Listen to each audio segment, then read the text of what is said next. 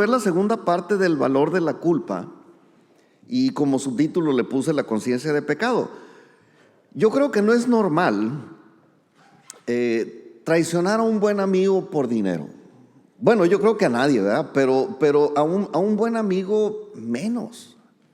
Yo tengo amigos, gracias a Dios me ha dado muchos amigos. Y a mí me cuesta trabajo traicionar a un amigo. Inclusive cuando alguien habla mal de alguno de mis amigos, yo confronto esa situación. Porque no es justo que alguien hable mal de mis amigos. Y muchas veces, aunque sean cosas verdaderas lo que estén diciendo de mis amigos, yo no me presto a la crítica tampoco.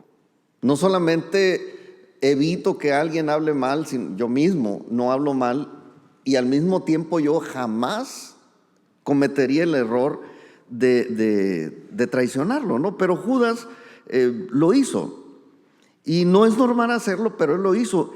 Y menos cuando se trata de traicionar a un amigo que sabemos que por nuestra traición o por causa de nuestra traición lo van a asesinar. Y fue el caso de Judas. Entonces Judas tuvo esos problemas que lo llevaron a ese punto, pero vuelvo a insistir, no los conocemos. No nos habla la Biblia de eso. Sin embargo, hay un personaje en la Biblia y este personaje nos va a ilustrar o nos puede ilustrar mucho más acerca de cuando perdemos la conciencia de pecado o cuando no sentimos culpa pues por hacer lo malo. Hay momentos en que no nos sentimos culpables, lo veíamos también un poco de esto el estudio anterior. Pero quiero ampliar un poco más este tema porque en el estudio anterior nada más lo mencioné así de pasadita sin dar detalles, ¿no? Judas lo traicionó, no se sintió culpable, pero al ratito fue y se suicidó. ¿Qué sabemos de Judas? Muy poco, pero de este otro personaje sí tenemos mucha información. Llegar a ese punto requiere de un proceso. Ser como era Judas requiere de un proceso. No está en la Biblia, quiero insistirlo, cómo fue que llegó a ese punto, pero hay aquí un personaje que nos va a hablar muy claramente del consejo de Dios respecto a cómo puede llegar uno a ese nivel de maldad sin darse cuenta. Porque aquí se trata de evitar llegar a tener una conciencia sorda a la voz del Espíritu Santo.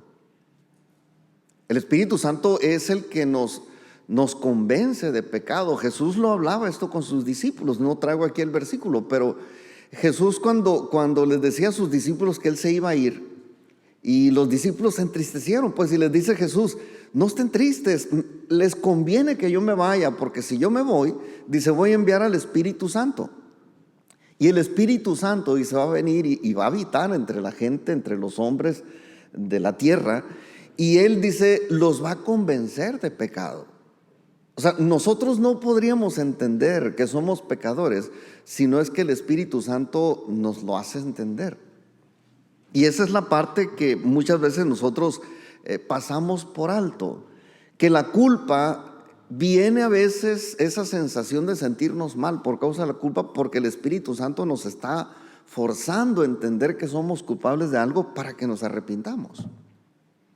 Y una vez arrepentidos, pues ya las cosas cambian. Pero gracias a Dios, el no sentir culpa cuando hacemos algo malo no es un problema con el que se nace.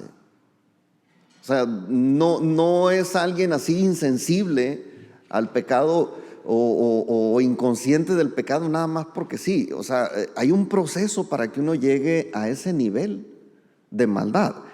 Y tampoco es algo que suceda de un instante a otro. Pues, o sea, no tengo yo que tener el temor de que, híjole, nací así inconsciente de pecado o híjole, me tengo que cuidar porque a lo mejor al ratito se me quita la conciencia de pecado. No, es un proceso. La conciencia se va cauterizando. La mente, donde percibimos la voz de Dios, que es lo que estaba hablando mi esposa,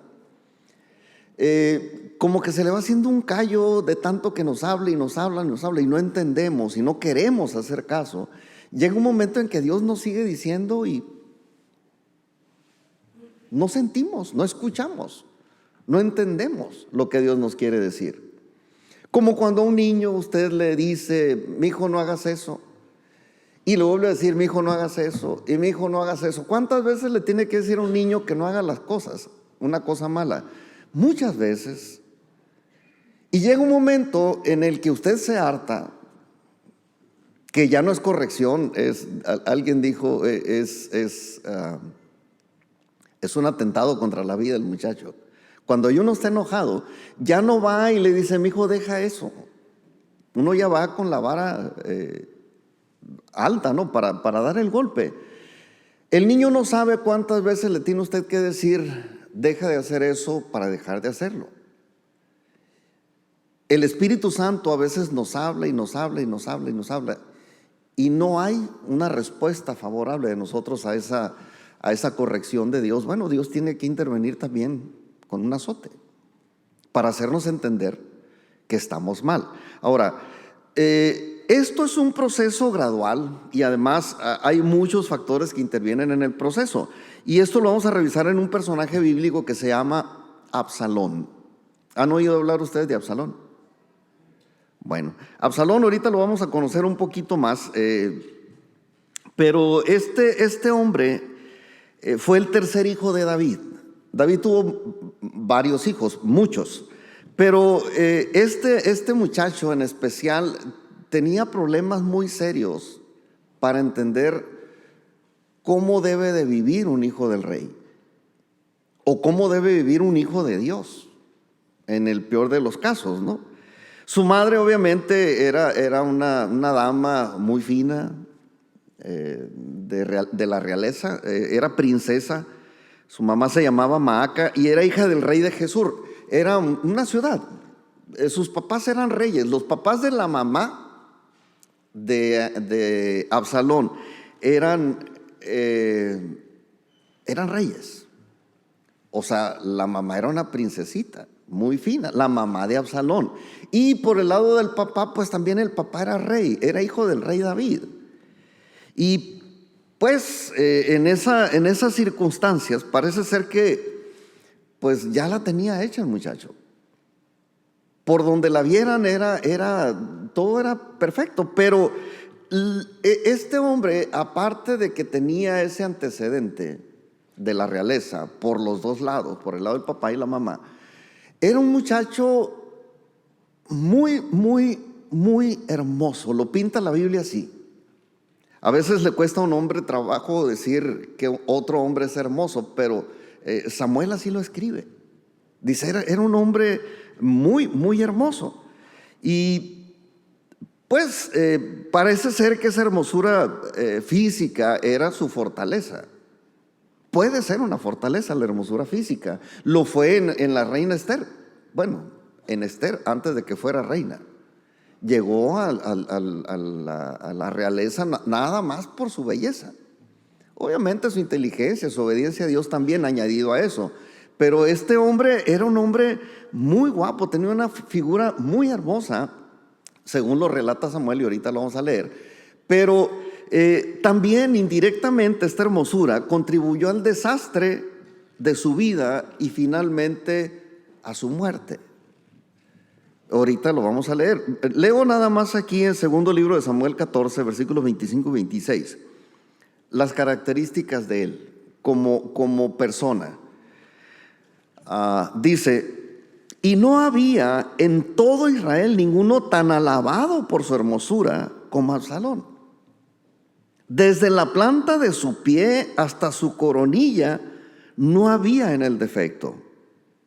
Cuando se cortaba el cabello, lo cual hacía al fin de cada año, pues le causaba molestia y por eso se lo cortaba.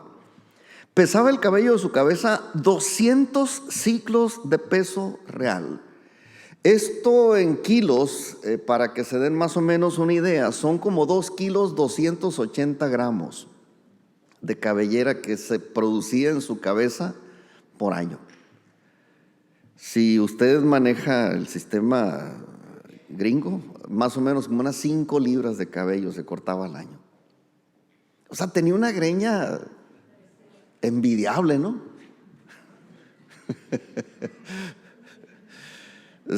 Digo, era un tipo, aparte de que era guapo, pues, era muy bien parecido. Entonces, Absalón, por esa razón, era el orgullo de su padre David. hijo de una princesita, pues él fue y no crea que se la robó. O sea, tantas hazañas había en David que pues obviamente la cautivó, y allá en aquella nación va y se trae esta muchachita muy bonita, me imagino que debió haber sido, para tener un hijo guapo como Absalón y como su hermana Tamar, que ahorita vamos a ver esa historia. Entonces, era el hijo favorito de David, y además Absalón lo sabía. Él sabía que era el hijo favorito de David. Y el pueblo también lo admiraba, y todos, dice Samuel, todos alababan su hermosura. O sea, no era de que está guapo, ¿no? Y que lo veían pasar. No, wow, qué bien se ve, príncipe. Se ve hermoso. O qué bello se ve, o no sé, qué bonita figura. No sé qué le puede decir un hombre a otro hombre, ¿no? Pero dice que todo el pueblo lo alababa. Y entonces, como tenía ascendencia real por parte del papá y de la mamá, y como siempre, pues todo el mundo lo admiraba y lo alababa, pues él se sentía el sucesor natural al trono de David. Nació en el palacio. Y el problema, básicamente el problema es que él no tenía las cualidades y el autocontrol que se necesita tener para liderar un país, una nación santa como la nación de Israel. Entonces su apariencia, sus habilidades, su posición no le alcanzaba para cubrir ese puesto. Y esto es común. Muchas veces usted va a ver gente con un solo talento, pero que ese talento no le sirve para desarrollar la función que debe desarrollar como papá, como empresario, como lo que sea. O sea, hay un perfil para ser un líder de una nación, y este muchacho no lo tenía. Y el problema que tenía él era falta de integridad. Y esa falta de integridad la fue desarrollando desde su infancia. O sea, no fue algo que, como les decía, no fue algo con lo que nació, sino que lo fue cultivando poco a poco. Tampoco fue algo que le pasó de un día a otro o de un momento a otro. Fue desarrollándose en el transcurso de su infancia. Quiero hablarles un poquito de cómo era la conducta de Absalón. De antemano quiero pedirle disculpas porque regularmente aquí hablamos cosas buenas, pues ahora vamos a hablar puras cosas malas de un tipo que no tenía conciencia de pecado, pues. ¿Qué puede esperarse una persona que no sabe lo mal que está haciendo o lo mal que está viviendo? Entonces, le voy a presentar algunas de las cosas malas que hizo Absalón, pero quiero subrayar aquí, las hizo sin sentirse mal. Nunca se sintió mal por hacer lo malo. Nunca. Y todas estas historias están escritas en 7 capítulos del segundo libro de Samuel. Estoy aquí, bueno, usted lo puede leer en su casa, segundo libro de Samuel, del capítulo 13, 14, 15, 16, 17, 18 y 19. Ahí va a encontrar todas las barbaridades que hacía este muchacho, o que hizo este muchacho. No vamos a leer todo, por supuesto, pero le voy a platicar lo más importante relacionado con el tema que estamos viendo hoy, que es la conciencia de pecado. ¿Cómo la fue perdiendo, no? Absalón tenía un medio hermano. Este medio hermano era mayor que él y se llamaba Amnón. Amnón era un tipo muy parecido a Absalón, no porque termina en on, sino que eran hermanos, pues. Y los dos vivían en el palacio real. Y los dos, pues, vivían sin restricciones. No les faltaba nada. Yo creo que a muchos de nosotros nos faltaron cosas en nuestra infancia, y eso, la verdad, nos ayudó mucho. A ellos nunca les faltó nada. Nada. Yo me acuerdo que hasta con Santo Claus me enojé yo, porque yo le pedí una bicicleta muchas veces y nunca me la dio. Desgraciado. Viejito gacho, y cosas por el estilo, ¿no? Bueno, ellos nunca hubo algo que desearan que no lo tuvieran ahí en el palacio. Les fue muy bien. A todos los hijos de David, pues era el rey. Pero el problema es que este medio hermano, que se llamaba Amnón, pues vivía también ahí en el palacio real, y su papá, David, le dio a estos muchachos todo lo que él nunca tuvo en su infancia. ¿no? No sé si se identifica con esa frasecita, pero muchos padres piensan de esa manera, y es que yo a mis hijos les voy a dar todo lo que yo no tuve en la infancia. O sea, estos muchachos nunca los mandó David a pastorear ovejas al monte.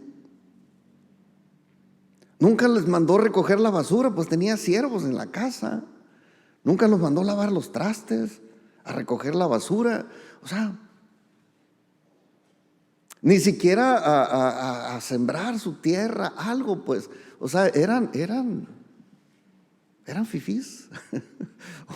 o no sé cómo se interpreta esa palabra fifino, pero ellos eran finolis, pues, o sea, no hacían nada. Nada. Y sus padres, y aquí digo sus padres porque tenían mamá también, pues. Pero ni el papá ni la mamá hicieron nada para ayudar a estos muchachos. Vivieron así según sus deseos. ¿No? ¿Qué quieres? Pues quiero ahora, no sé, que me tejan una chamarra de párpados de colibrí. Pues órale, se la vamos a mandar a hacer. ¿Cómo? Pues a ver cómo le hacemos, pero pues el niño la quiere. Pues órale, pues, hacerlo y a trabajar. O sea, todo lo tenía. Obviamente nadie les enseñó a cultivar aquí el control de sí mismos. Eran muchachos sueltos, adentro del palacio, sí, crecieron en el palacio del rey, pero como que crecieron bajo la ley de la selva, ¿no? O sea, no había restricciones. Si tú me pegas, yo te la devuelvo y a ver quién gana. O sea, ni modo. Y así crecieron. Ese es el antecedente. El caso es que Absalón tenía una hermana. Este muchacho guapo, muy bien parecido, tenía una hermana hermosísima también. Así lo describe la Biblia. Yo no la conocí, pero así lo describe la Biblia. Estoy aquí en el segundo libro de Samuel, capítulo 13, versículos 1 y 2. Dice: aconteció después de esto, que teniendo Absalón, hijo de David, una hermana hermosa que se llamaba Tamar, se enamoró de ella Amnón, hijo de David, o sea, era su media hermana. Y estaba Amnón angustiado hasta enfermarse por Tamar, su hermana. O sea, como que Amnón no estaba tan guapo, pero Tamar sí, y su hermano Absalón pues también, ¿no? Entonces Amnón, lleno de lujuria y acostumbrado a complacerse todos sus deseos, hizo un plan, y sin importarle que Tamar fuera su media hermana, él abusó sexualmente de ella. Estas historias sucedían dentro del palacio real, donde David era el rey, donde David era el papá, donde David era el marido de una, de dos, de tres, de cuatro mujeres al mismo tiempo. Entonces no le importó que Tamar fuera su media hermana. Él abusó sexualmente de ella, y por esa falta contra su hermana, Absalón, dice la Biblia, que aborreció a Amnón. Y yo creo que tiene toda la razón. Bueno, tenía toda la razón, pero el asunto no se quedó allí. O sea, no es que nada más lo aborreció a su medio hermano, sino que pues Absalón, para vengar aquella falta contra su hermana Tamar, mató a su medio hermano Amnón y huyó. Digo, qué despapalle dentro del palacio, ¿no? Decía una frase de un tipo en la televisión, me acuerdo que yo veía ese programa, en alguna ocasión la vi, que decía: qué bonita familia, no sé si se acuerdan. Y dice uno: del rey David salieron este par de... Bueno, sí. Entonces Absalón mata a su medio hermano. Resulta que un día, cuando les tocaba esquilar las ovejas, a las ovejas había que quitarles la lana por lo menos una vez al año. Cuando ya estaban muy greñudas, se ponen muy pesadas, y es el tiempo de cortarles el pelo, y con ese pelo pues se hace telas y se hace un tipo de cosas. Y eso implicaba pues billetes, ¿no? Era el tiempo de cosechar billetes de las ovejas. Y entonces en ese tiempo en el que se esquilaban las ovejas, pues hacían una especie como de fiesta mientras estaban esquilando. Todos los esquiladores, mientras estaban cortándole el pelo a las ovejas, pues había ahí mucho alcohol y tomaban, o sea, era parte de la fiesta de la esquila, ¿no? O sea, a pistear, a tomar, a emborracharse. El caso es que Amnón le tocó esquilar sus ovejas, tenía todo su equipo de esquiladores y todos estaban tomando.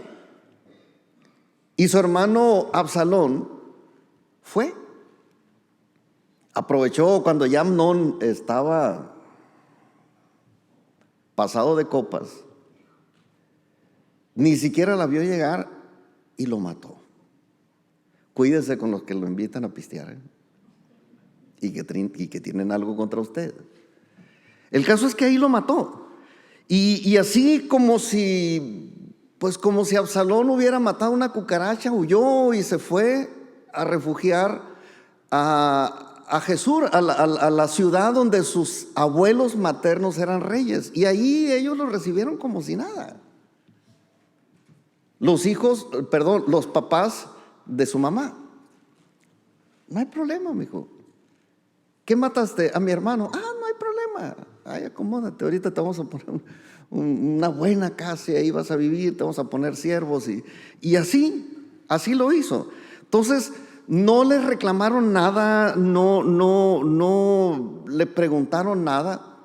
Igual David tampoco, sabiendo lo que había hecho, no fue David como para levantarse y decir, ¿sabes qué? Yo voy a ir a hablar con ese muchacho y voy a pedirle cuentas por qué mató a su hermano. Pero no, Absalón se fue tranquila, su conciencia, y así vivió Absalón exiliado por 3 años, allá en la casa de sus abuelos, en Jesús. Y un día, a David ya se le había pasado la tristeza de la muerte de su hijo Amnón, el que había matado a Absalón. Pero yo pensando que a lo mejor ya se le había pasado la tristeza por su hija Amnón, pero no estaba contento aunque se le había pasado ya la tristeza por su hijo Amnón. Estaba triste porque no veía a su hijo Absalón. Y entonces esta tristeza la percibe uno de sus muy cercanos colaboradores de David, que fue Joab. Joab era como el general del ejército de David. Y Joab, al ver triste a David, dice, le voy a echar la mano a mi jefe. Pues el rey era muy generoso con él y con todo el mundo, hasta con sus hijos, les daba todo. Pero cuando lo ve triste, dice, voy a hacer algo, voy a ver si me puedo traer a su hijo, que ya tiene 3 años por allá. Y entonces, cuando lo ve triste, dice, lo voy a hacer. Leo aquí, segundo libro de Samuel, capítulo 13, versículo 39, dice, y el rey David deseaba ver a Absalón, pues ya estaba consolado acerca de Amnón, que había muerto. O sea, se le pasó el dolor de Amnón, pero seguía el dolor porque no veía a su hijo Absalón. El guapo, el carita, ¿no? El junior. Y Joab, viendo esa tristeza del rey, tramó un plan para acercar a David con su hijo Absalón, y el rey lo autorizó y Joab fue por Absalón, nomás que no lo llevó hasta el palacio del rey, lo dejó ahí en Jerusalén. Y pasaron 2 años y David no quería hablar todavía con este muchacho. El papá le tenía miedo a hablar con el hijo. Y Absalón tenía otra idea en la cabeza. Y él dice, tengo que hablar con mi papá. Si alguien no me acerca a él, yo voy a hacer algo para acercarlo, ¿no? Entonces, Absalón lo que hizo, como no tenía manera él de acercarse al rey, sin su permiso y sin que nadie le hiciera el favor, entonces lo que hizo fue que viendo que Joab tenía un campo de cebada sembrado y que ya estaba listo para la cosecha, ya estaba seca la cebada y ya estaba listo para levantar la cosecha, bueno, manda que le prendan fuego y lo hace a la luz de todo mundo para que todo mundo se diera cuenta. Van y le dicen a Joab y Joab va y habla lo que ni el papá hacía. Va Joab y habla con Absalón y le dice, oye, ¿qué traes? Le dijo, no, pues no traigo nada, nada más quería que vinieras para que le digas a mi papá que me haga una cita. O sea, sin cargo de conciencia, sin pensar todo el montón de cosas que echó a perder, Nada más dice, no, lo que pasa es que quería que tú vinieras para que vayas con mi papá y le digas que quiero hablar con él, que me reciba. Entonces David le dio una cita y terminó recibiendo a su hijo Absalón, pero como si nunca hubiera pasado nada, ¿no? Es más, hasta un beso le dio cuando lo recibió. Le dio un beso y dice uno, híjole, ¿cómo está este asunto, no? Quiero que lo lean conmigo aquí, segundo libro de Samuel, capítulo 14, versículos 31 al 33. Dice, entonces se levantó Joab y vino a casa de Absalón y le dijo, ¿por qué han prendido fuego tus siervos a mi campo? Y Absalón respondió a Joab, he aquí yo he enviado por ti diciendo que vinieses acá con el fin de enviarte al rey para decirle, ¿por qué vine de Jesús? Mejor me fuera estar aún allá. Vea yo ahora al rey, el rostro del rey, y si hay en mí pecado, mátenme. Qué fácil, ¿no? Como diciendo, no hay pecado en mí, no tienen por qué matarme. Vino pues Joab al rey y se lo hizo saber. Entonces llamó a Absalón, el cual vino al rey, e inclinó su rostro a tierra delante del rey, y el rey besó a Absalón. Este es el papá cariñoso, y yo quiero que lean otra vez conmigo este versículo 32. Dice, y Absalón respondió, he aquí yo he enviado por ti diciendo que vinieses acá con el fin de enviarte al rey para decirle, ¿para qué vine de Jesús? Mejor me fuera estar aún allá. Vea yo ahora el rostro del rey, y si hay en mí pecado, mátenme. O sea, no sé si lo percibe esto, pero como diciendo, ¿cuál pecado pues? ¿Cuál pecado? Fue en defensa propia, en defensa del honor de mi hermana, y quemé el campo de cebada nomás porque quería que me pusieran una cita, pero ¿cuál pecado? ¿Cuál maldad? ¿Cuál? O sea, no fue Absalón a buscar a su padre, o no quería Absalón la cita con su padre para decirle, padre, perdóname por haber matado a tu otro hijo que también querías. Yo sé que estaba más feo que yo, pero también lo amabas. No, él se sentía muy digno de ser bien recibido por su papá. Y Absalón sabía que su papá no iba a hacer justicia con él, y que por supuesto no lo iba a matar, pues si ya le habían matado uno, ¿para qué perder dos, no? Pero él seguía con la idea fija de ser el sustituto de su padre en el trono. Esa era su idea, porque como le digo, hijo de princesa y del rey, guapo, carismático, amado por todo el mundo, adulado por todo el mundo, dijo, yo soy. Y entonces tenía esa idea fija en su cabeza, pero David todavía no tenía planes de nombrar a un sucesor como rey de Israel. O sea, alguien que le siguiera pues con las riendas de la nación. Y dadas las circunstancias, Absalón planeó entonces un golpe de estado en contra del papá. Qué lindo muchacho, ¿no? No sé qué tenía en la cabeza, pero las circunstancias lo hicieron así. Los papás contribuyeron a eso. Y una serie de cosas, ¿no? Entonces, como David no tocó el tema del reino, bueno, dijo Absalón, pues ya es el tiempo, mi papá ya está viejo. Absalón veía a su papá como nos ven nuestros hijos a todos nosotros. Mi hijo me dice viejito, y mi hija también me dice viejito. Si yo apenas tengo 63 años, no sé por qué. David era menor que yo, pero en este tiempo, ¿no? Pero su hijo dijo, ya es tiempo de que mi papá se haga a un lado y de que yo tome las riendas de esto. Obviamente no quería él gobernar para que el pueblo mejorara. Él quería ser el rey y verse ahí arriba, ¿no? Si ya estaba guapo y si era carismático y el bien querido y etcétera, etcétera. Dijo, lo único que me falta es estar allí. Es una actitud muy diabólica, por cierto, pero bueno. David todavía no tenía ese plan. Y lo que hizo Absalón fue planear un golpe de estado. Obviamente no batalló en algún momento, cuando empezó a trabajar ya en el golpe de estado, no batalló para juntar un grupo de gente porque era carismático, pues la gente lo seguía.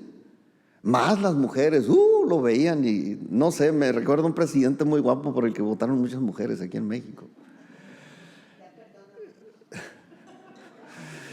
Pues digo, es que la belleza física también contribuye, ¿sí? Entonces rápido juntó un equipo y entonces organizó un desfile en Hebrón. Y entonces un montón de gente le iba siguiendo, ¿no? Y se enlistaron algunos así, como un ejército, pues. No batalló mucho para organizar ese desfile. Y al finalizar el desfile, ¿qué creen que hizo? Se autoproclamó el rey. Espérate, si David no le había dicho que ya le tocaba a él o que le tocaba a otra persona. No, él organizó ese desfile, se autoproclama rey y desde allí comenzó a marchar junto con el ejército y con toda la gente, toda la borregada. Empezó a caminar hacia Jerusalén, donde estaba el trono de David. Obviamente alguien va con el mitote a David y le dice, ¿sabes qué? Viene tu hijo, ya se proclamó rey allá y entonces viene para acá. Y David, en vez de decir, ¿sabes qué? Si es mi hijo, yo voy a hablar con él y le voy a decir que se deje de tonterías, como yo creo que cualquier papá lo haría con un hijo, de la edad que sea. No, David dijo, ahí viene mi hijo, vámonos. Agarró las pocas cosas que tenía, se llevó algunas concubinas y otras las dejó allí y vámonos, huyendo de su hijo. Y sale David huyendo, ¿no? Y cuando David huye, iba con él un siervo, Husai se llama. Pero pues David al huir le dice a este hombre, ¿sabes qué? Tú regrésate, vamos a hacer algo aquí, más adelante se lo platico, ¿no? Pero al huir había dejado ahí en el palacio algunas concubinas y Absalón, para demostrar, esta es otra que hizo Absalón, para demostrar que había roto todo vínculo con su papá. ¿Qué creen que hizo? A la luz de todo el pueblo, nada más le pusieron una carpita ahí y allí tuvo relaciones con todas las concubinas de su papá. Y dice uno, ¿cuál conciencia de pecado? ¿Cuál remordimiento? ¿No? ¿Cuál culpa? Ya no digo yo, ¿cuál vergüenza? No era un hombre que estuviera consciente de estas cosas, o por lo menos eso aparentaba, ¿no? Eso aparentaba. Delante de todo el pueblo tuvo relaciones sexuales con las concubinas de su padre. Dice el segundo libro de Samuel, capítulo 16, versículo 22. Entonces pusieron para Absalón una tienda sobre el terrado. Y se llegó Absalón a las concubinas de su padre ante los ojos de todo Israel. Qué lindo muchacho, ¿no? Es obvio que la falta de disciplina de sus padres lo llevó a este nivel de maldad. La adulación de toda la gente. Era un niño perfecto, bonito, un joven súper hermoso. Entonces, yo creo que aplicar la disciplina a los hijos es doloroso para el hijo y para los padres. A mí me ha tocado disciplinar a mis hijos y también me duele. Yo sé que ellos piensan que no les duele a uno, pero es doloroso. Pero ¿sabe qué es más doloroso? No hacerlo. Porque a futuro uno va acumulando todo ese dolor y todas esas cosas y se prolonga la agonía de ver cómo los hijos se van perdiendo y se van perdiendo y se van perdiendo. Pero David no hizo nada, pues.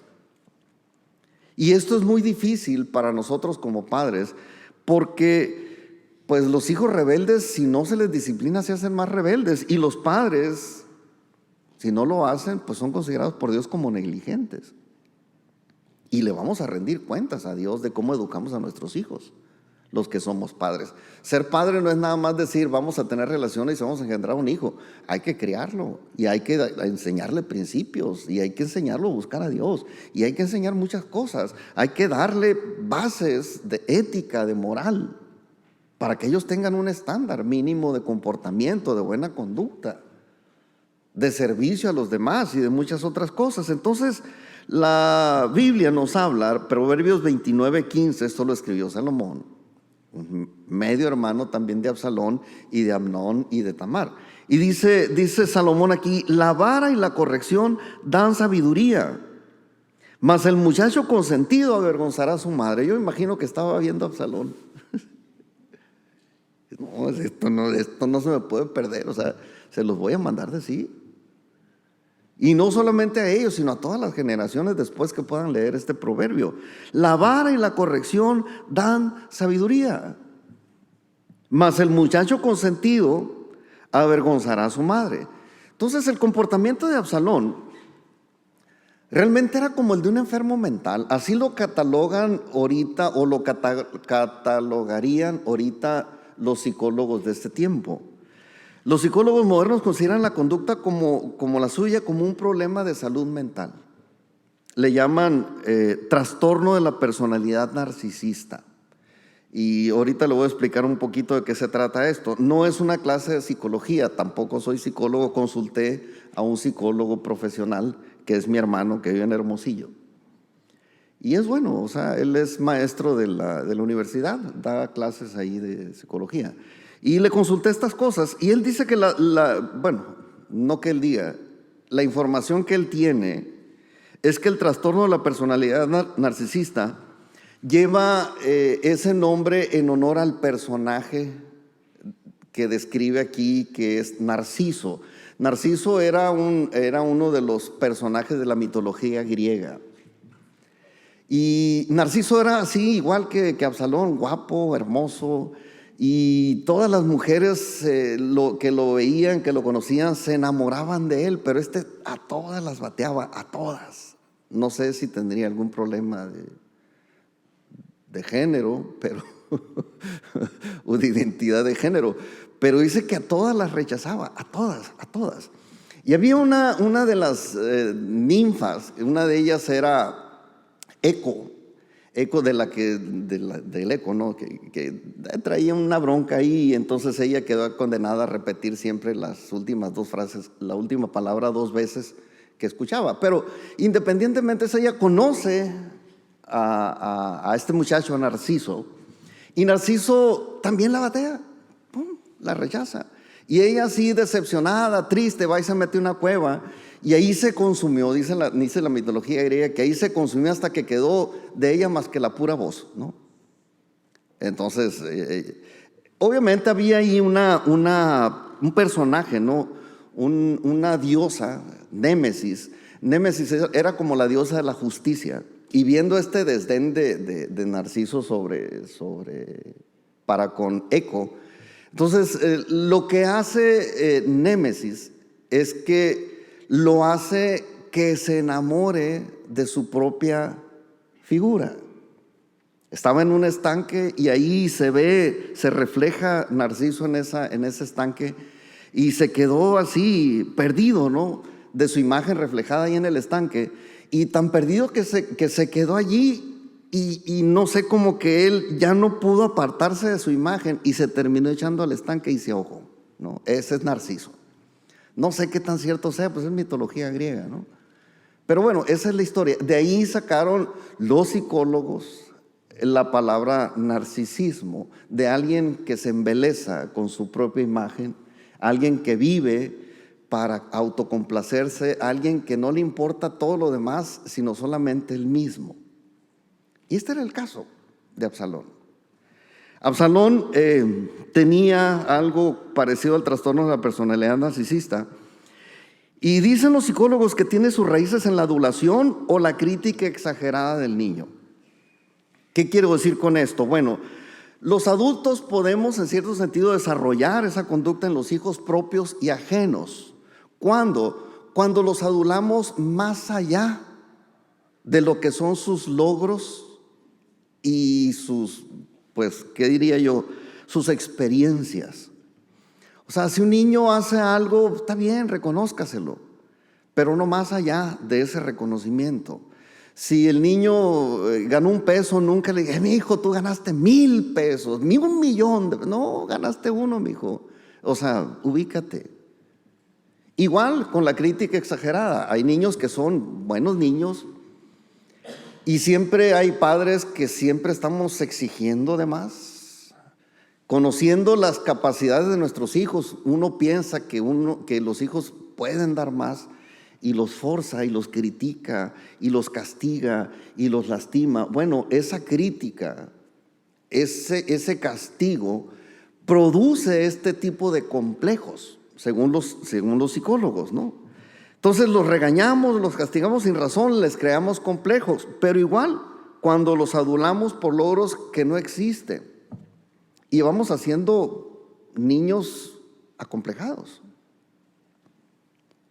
Y si a eso se le suma algunos rasgos de la personalidad de los padres, que es también otro factor aquí, pues el riesgo aumenta, ¿no? Algunos investigadores creen que también influyen mucho otros factores, como por ejemplo la sobreprotección de los hijos puede llevar a nuestros hijos a este punto. La negligencia de los padres durante la crianza es otro factor importante y muchos más. No me quiero meter mucho en esto, pero usted puede googlear esta palabra del trastorno de la personalidad narcisista y ahí va a encontrar muchos síntomas más del narcisismo y también los problemas que causa.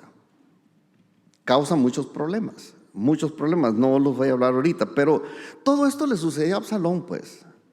Todo esto. Sus padres lo consentían demasiado, todo el mundo lo alababa, no hubo disciplina, que creció acomplejado, creyendo que él era el centro del universo. Entonces, en su casa y en todas partes le iba muy bien, pero era una belleza externa solamente lo que a él le alababan, ¿no? Internamente, ¿qué era Absalón? Era un asesino, era un perverso sexual, era un destructor y quería ser rey. Y yo creo que si usted se entera de que alguno de nuestros políticos es asesino, que es perverso sexual y destructor, usted no votaría por él, ni siquiera en la democracia, menos en la monarquía. Nadie quiere a alguien así, pero él quería, ¿no?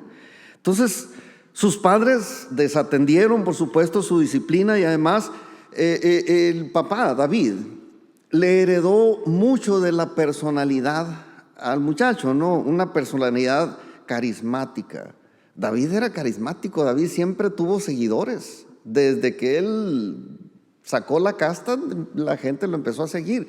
Y muchos seguían a David, pero Absalón sacó ese carisma del papá y siempre traía gente seguidores atrás de él, admirándolo, alabándolo, echándole porras, ¿no? Entonces, heredó mucho de la personalidad del papá. Pero además, el mal ejemplo que les dio con el adulterio de David con la vecina, ese fue otro error muy grande, ¿no? Porque no solamente fue el adulterio, sino el homicidio del marido de la vecina. Y todo el mundo se enteró, los hijos también se enteraron. Es más, usted y yo nos enteramos, que nos importa el adulterio que él dijo. O sea, si lo escribieron, todo el mundo se enteró, los hijos estaban enterados de eso. Y eso le robó a David autoridad para decirle a sus hijos que no lo hiciera. Perdió toda autoridad. Entonces, con esto no estoy diciendo yo que Absalón no tuvo la culpa de ser como era. Digo que todo esto influenció mucho a que este muchacho fuera como fue. Influyó mucho en su formación como pecador insensible. Y este es el punto que estamos tratando. Pero a fin de cuentas, él tenía voluntad propia y nunca quiso hacer lo bueno. Está bien, traes estas broncas de tu familia, traes estas broncas de tu formación, estás demasiado guapo, nadie te quiere regañar, nadie te quiere decir nada. Pero, hey, ubícate. Tienes que hacerte responsable. La belleza no te va a alcanzar para dirigir un pueblo. La belleza no te va a alcanzar para esto y esto y esto y esto que tienes en tu cabeza. Eso es aire. No tienes la capacidad. Cultiva las habilidades que te van a llevar a ser bueno en lo que tú quieres. Digo, ¿qué tiene uno que hacer para verse bien, para ser guapo? No puede uno hacer nada, yo así nací, ni modo. O sea, es algo que uno no lo puede controlar, pues. O sea, no es algo, a lo mejor le cuesta un billete cortarse, no sé, la papada o no sé, las lonjas, o no sé, pero, o sea, es muy poco lo que uno puede hacer por su belleza, belleza física, ¿no? Y en ese sentido, pues creo que no era mucho lo que él aportó, pues, ni cirugía tuvo ni nada, o sea, era guapo natural. Pero eso no era suficiente, pues, para que él pudiera ser un buen rey o un buen sustituto de su papá. Entonces, a fin de cuentas, él no tenía voluntad propia de querer hacer lo bueno, nunca lo hizo y se portó mal. Ahora, vamos a ver los resultados de su conducta, porque no todo es que era malo. O sea, siempre la maldad tiene una consecuencia. Y cuando es inconsciente, como en este caso, insensible al pecado, no lo exime uno la responsabilidad de pagar lo justo por causa de esa maldad, aunque haya sido insensible. Y yo nada más les anticipo aquí que esto no es una novela, pues. No es yo quisiera que fuera una novela y pues está suave, está interesante. No, esto es una historia de los reyes de Israel y de sus familias. O sea, esto pasaba con los reyes de Israel y con muchos políticos en el mundo. Pero este tipo guapo, pero tonto, no consideró que su padre era un excelente estratega militar. O sea, era como ponerse a las patadas con Sansón, pues. David era un profesional de la guerra, un profesional de la política, muy mal padre, pero muy bueno en todo lo demás. Y se quiso poner a pelear a Absalón contra su papá. Y estos son los resultados, ¿no? De quererse poner a las patadas contra David. David, cuando salió huyendo ahí del palacio, había encargado a uno de sus funcionarios que se regresara. Ese hombre, les decía ahorita, se llamaba Husai. Y era fiel de David. Era fiel, era un consejero muy, muy reconocido de David. O sea, era un tipo muy sabio, muy inteligente, que siempre tenía una palabra de sabiduría, y por eso lo tenía ahí David, porque siempre aportaba buenas ideas, buenos comentarios y buenas cosas, pues. Entonces, este tipo, Husai, Dios lo envió al palacio para que delante de Absalón fingiera que había sido, que había traicionado a David para unirse a él. Trucha, David. Dice aquí, segundo libro de Samuel, capítulo 15, versículos 34 al 37, dice, le está dando aquí las indicaciones David a Husai. Dice, mas si volviereis a la ciudad y dijeres a Absalón, rey, yo seré tu siervo como hasta aquí he sido siervo de tu padre, así seré ahora siervo tuyo. Y entonces le dice, entonces tú harás nulo el consejo de Ahitofel. Ahitofel era el consejero principal de Absalón. Y le dice, y he aquí que están con ellos Sadoc, no yo, otro Sadoc, y Jonatán el de Abiatar. Por medio de ellos, dice, me vas a enviar a mí aviso de todo lo que tú oigas. Y así vino Husai, amigo de David, a la ciudad, y Absalón entró en Jerusalén. Y este fue la estrategia que planeó David. Mira, Husai, tú le vas a hacer como que me traicionaste, y él te va a agarrar como consejero, y tú vas a anular el consejo del consejero principal de él.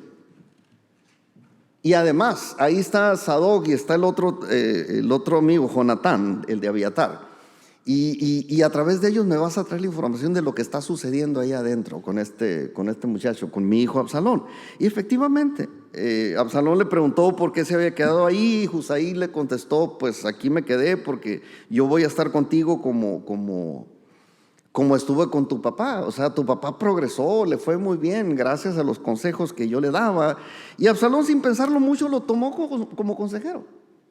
No la pensó mucho. De hecho, el primer consejo que le dio Husai a Absalón, ¿cuál creen que fue? Avergüenza a tu padre y acuéstate con todas sus concubinas, y que sepa todo el mundo que te separaste de tu padre para que la gente te siga a ti. Y le hizo caso. Ese consejo vino de Husai. Léalo ahí en esos 7 capítulos que le platicaba que está esa historia. Entonces, para esto, pues se quedó con Absalón. Y para hacerlo fallar nada más en ese golpe de estado que le estaba dando a su padre. Y para informarle cómo iban a ir las cosas allá adentro. Entonces, mientras esto sucedía aquí en el palacio, toda esta trama, todo este montón de cosas que estaban sucediendo, David, allá donde estaba, comenzó a organizar su ejército. Le digo, David tenía un colmillo de elefante, ¿no?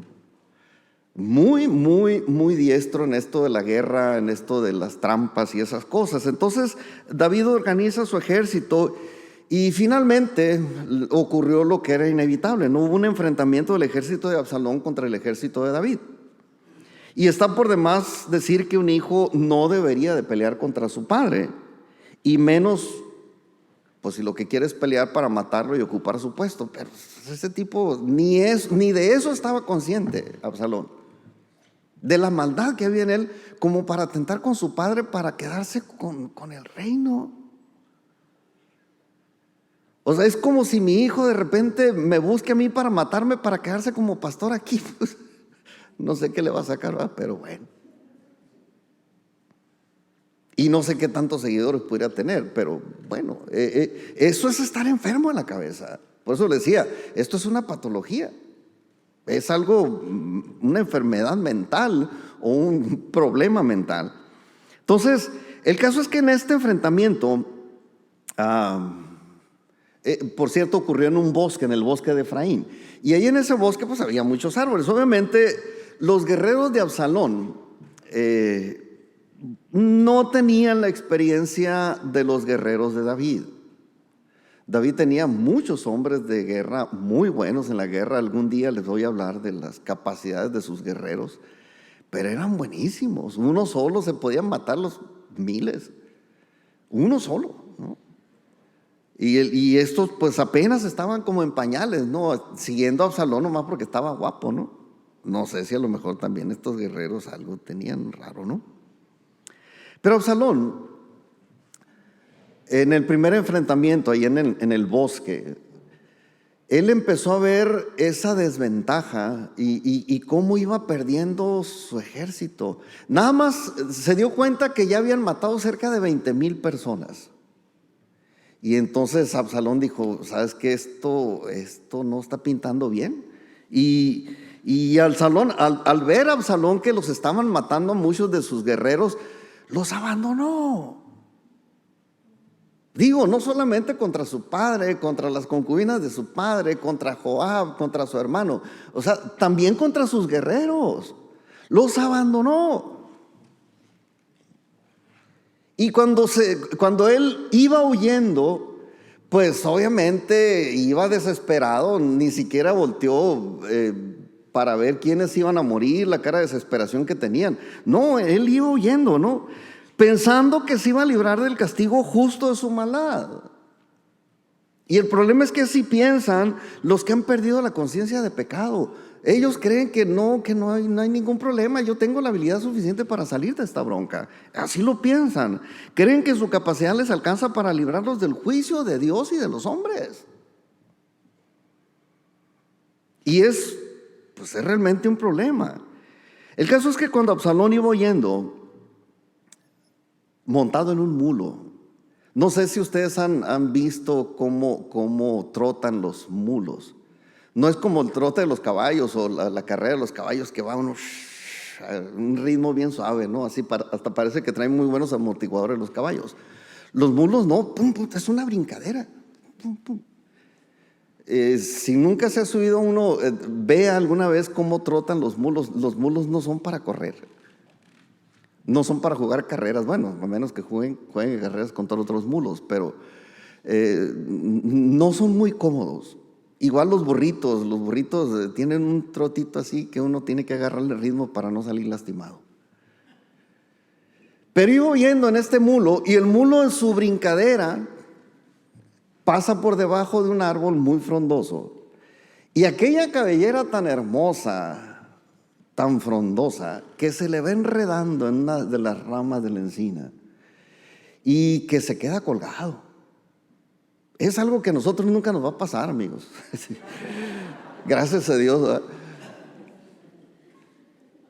Pero se quedó colgado y el mulo pues siguió trotando por allá y este tipo se quedó colgado de la cabellera.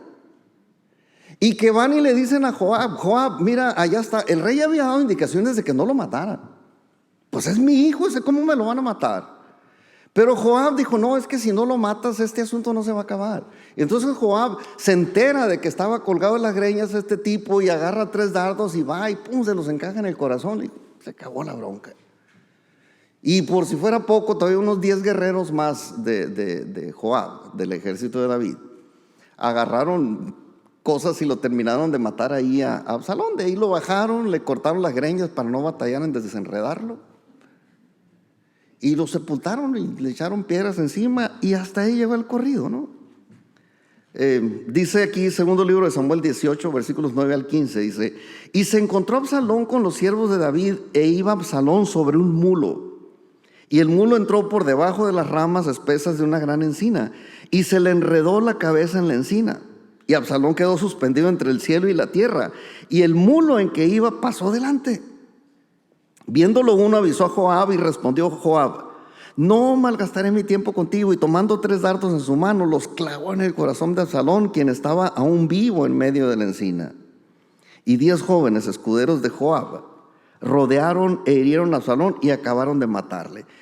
Esta es la triste historia de un muchacho que nunca tuvo conciencia de pecado y que pensaba que sus habilidades le iban a servir para escaparse de la justicia de Dios y de los hombres, y resulta de que no.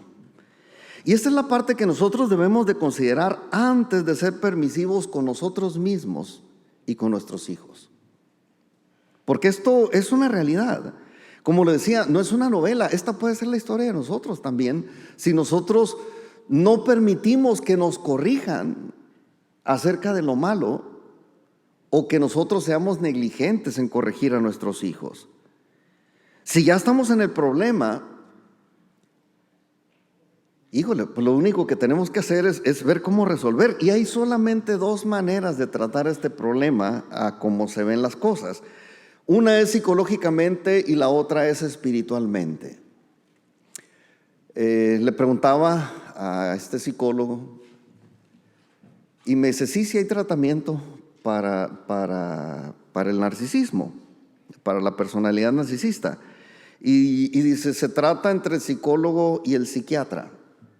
Entonces, si usted opta por el psicólogo, en resumida cuentas le digo, le va a querer convencer de que usted no tiene la culpa, y si trae una crisis porque siente que algo le quitaron o algo le falta, lo va a mandar con el psiquiatra lo va a medicar, le va a dar algún medicamento para bajarle esa ansiedad, y ya que esté más tranquilo, el psicólogo le va a decir: mira, no te voy a quitar yo este problema, pero te voy a enseñar estrategias para que aprendas a manejar la ansiedad.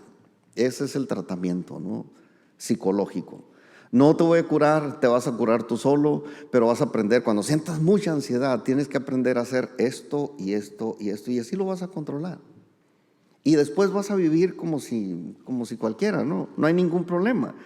Pero pues vamos a tratar tu ansiedad, vamos a tratar tu síndrome, tu problema, pero no te garantiza esta manera, esta terapia, no te garantiza que te va a librar del juicio de Dios. Y ese es el punto, pues. Es una opción. Si alguien no quiere nada con Dios, pues ve con el psicólogo y te va a alivianar, sí te va a ayudar. Entre el psicólogo y el psiquiatra te van a alivianar. Pero si lo que tú quieres es una solución de raíz, Dios tiene un tratamiento mucho más eficaz. Y ese tratamiento más eficaz es a través de su Espíritu Santo, que te va a hacer sentir culpable y te va a entristecer para que te arrepientas. Y entonces te aseguro que si en verdad te sientes culpable y te arrepientes, Dios va a tener misericordia de ti. Así de sencillo. Nomás que no lo podíamos ver así nada más de pasadita con Judas, pues quería que viéramos que es un proceso, y es un proceso largo. A veces nosotros como hijos nos rebelamos contra nuestros papás porque nos quieren corregir, sin saber que esa falta de corrección a fin de cuentas nos puede conducir al juicio de los hombres y de Dios. Y que por mucho que ellos sean listos o capaces o habilidosos, no les va a alcanzar para librarse del juicio ni de Dios ni de los hombres o a nosotros. No sé, tal vez alguien llega a la iglesia y viene con estas ínfulas también de gran señor, de Narciso. Es de ahí donde sacaron la frase del que se siente muy chicho, ¿no? Así se han oído. Muy Narciso, ¿no? Muy guapo, muy el mero mero, pues. Llega la gente así. Bueno, muchos llegamos así. Yo llegué así. Ya se me quita un poquito, pero yo llegué siendo el chicho de la película. Me iba bien en todo, menos en mi ser interior. El caso es que Dios tiene este tratamiento mucho más eficaz que los tratamientos que los humanos podamos diseñar para salir de este problema. Y yo al punto al que quiero llegar con esto es que Dios espera de nosotros no que seas perfecto ahorita, sino que te involucres en un proceso de perfeccionamiento gradual que lleva a lo mejor años, pero es ir dando un paso a la vez, ir dejándote corregir por Dios cosa por cosa. Cada error que tú cometas, que van a ser muchos de aquí a cuando ya tengas un buen nivel, ahí va a estar Dios para extender su gracia. ¿Ustedes creen que yo no he cometido errores? Muchos. Y de todos Dios me ha perdonado. Y ese es el punto. ¿Por qué me ha perdonado? Porque me he hecho consciente de mi pecado y me ha arrepentido y ha tenido misericordia de mí. No más por eso.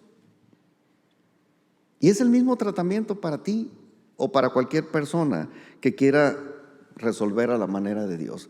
Póngase de pie, vamos a orar. Le dejo eso en su mente, en su corazón. Guárdelo cuando usted necesite resolver su vida. Pídale a Dios que a través de su Espíritu Santo le muestre en qué está mal para que se arrepiente. Padre, queremos darte gracias, Señor,